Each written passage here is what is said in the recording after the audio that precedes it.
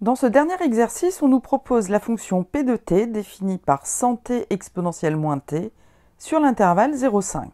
À la question 1, on calcule p de 0 qui est égal à 100 fois 0 exponentielle 0, ce qui donne 0, et p de 5, ce qui donne 100 fois 5 exponentielle moins 5, soit 500 exponentielle moins 5, ce qui est égal à 3 arrondi à l'unité. À la question 2, on nous donne l'expression de la dérivée p' de t qui est égale à 100 facteur de 1 moins t exponentielle moins t. Donc pour tout x appartenant à l'intervalle 0,5, exponentielle moins t est un nombre positif.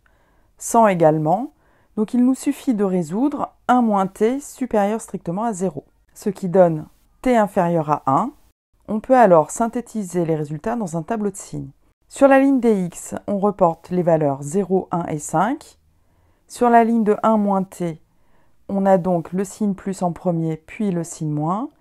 Exponentielle moins t, on n'a que des signes plus. Et on en conclut le signe de p', d'abord plus sur 0,1, puis négatif sur 1 et 5. Ce qui nous permet de dresser le tableau de variation de p. Donc sur la ligne des x, on reporte les valeurs 0, 1 et 5. On reporte également le signe de p', donc plus et moins.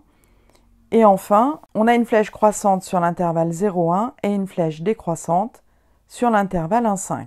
On a vu qu'en 0, p de 0 égale 0. On a vu également que p de 5 est égal à 3. Il manque p de 1. P de 1 qui est donc égal à 100 fois 1 exponentielle moins 1, soit environ 37. D'après l'étude de la fonction, p admet un maximum en x égale 1 et ce maximum est à peu près égal à 37. Pour répondre à la question 3, on trace la droite d'équation y égale 5. Elle coupe la courbe en x égale 4,5.